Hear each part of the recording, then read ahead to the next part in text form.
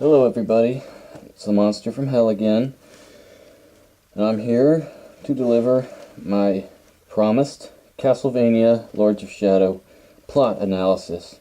Now, okay, I have this game on PS3. This is the collector's edition of the game, which I don't recommend getting the collector's edition of this game because the only thing you get is like the game's soundtrack, which is really good. Like, the game has a really great orchestral soundtrack of its own, but other than that, it's really not worth shelling out the extra money just to get this game, where you could get it much cheaper. I was really expecting something more. I was expecting more of a behind-the-scenes documentary and stuff. You know, or a documentary detailing the entire history of Castlevania. But anyways, let's not waste any more time. Let's get on with the story. Anyway, so the main character of the game, as you already know, is Gabriel Belmont. He's the member of a brotherhood of knights called the Brotherhood of Light. And he's sent in order to correct this mistake that's been cast on the earth. Apparently some necromancers cast this evil spell that has separated the heavens from the earth and preventing the souls of the dead from ascending into heaven, from reaching their final resting place. So the Brotherhood sends Gabriel Belmont, and it also sends another Brotherhood knight named Zobek. Now Zobek is the guy who's voiced by Patrick Stewart, and he is the story's narrator. Now the game starts out with Gabriel heading to this lake, and he's confronted by Pan.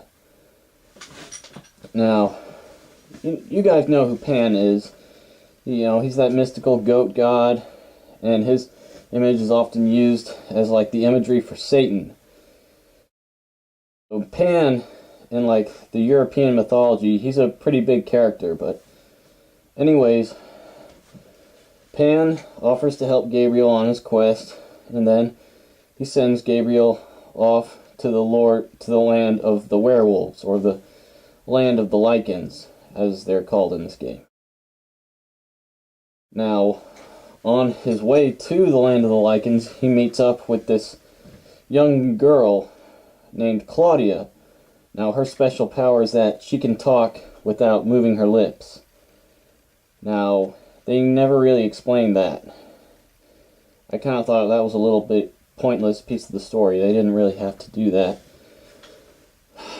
But they just had a little girl who can talk without moving her lips, along with a giant armored golem, just to remind us that this game is Japanese. Yeah. So anyways, eventually Gabriel and Claudia and her giant golem end up sleeping one night. Gabriel has a nightmare that he stabs Claudia, and when he wakes up he actually finds out that his nightmare was in fact real.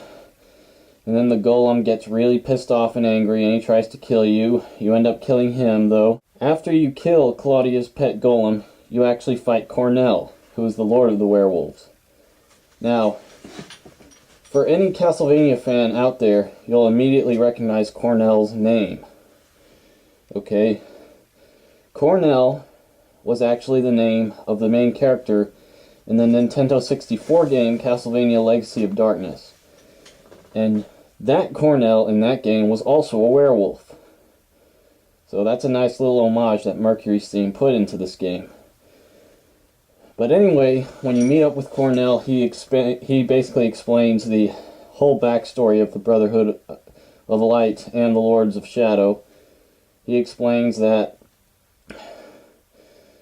the Brotherhood and the Lords of Shadow are basically two sides of the same coin, that the Brotherhood of Light represent the angels and the God that ascended into heaven, and that currently rule all the forces of good in the world, and that the Lords of Shadow are everything that represents the evil part, all the bad stuff, the evil, like, afterthought of the soul.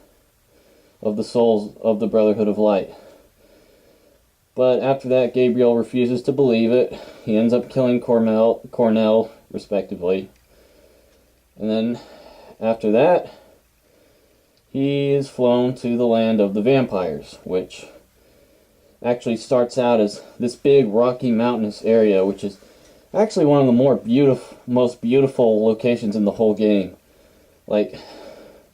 It's just gorgeous to look at. It's really one of the most eye-catching places in the whole game. It kind of looks like New Zealand. Yeah, but anyways, after that,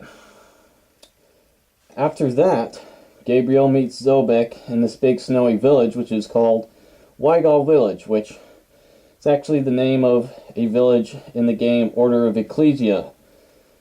And the cowardly abbot of that village refuses to help his people, who are actually being terrorized by this army of vampires. Now the abbot, his name is Vincent Doran, which that was the if I'm correct, Vincent Doran, that was the name of the main monk character in the game Area of Sorrow. Which, like, there are a whole bunch of characters in this game who share names with other characters from the previous Castlevania games. Also, another important thing is that Gabriel Belmont's combat cross, the nickname for it is actually revealed by Patrick Stewart himself as the narrator. The nickname for the combat cross is in fact Vampire Killer. So yeah. Anyways, oh yeah, and another thing, the name of the guy who actually made the combat cross, his name is Ronaldo Gandolfi, which is actually the name of the guy who sells. For any of you out there who played the game Lament of Innocence, the name of the guy who sells Leon Belmont, his Vampire Killer whip, his name in that game is also Ronaldo Gandolfi, so that's another big similarity with the other Castlevania games. Anyways, moving on. So after Gabriel and Zobek, after they defeat the abbot, after they Gabriel runs back to the village and he fights a vampire general named Bronner, which is the name of the main bad guy from the DS game Portrait of Ruin. And he was also a vampire. So after Gabriel kills Bronner, he ends up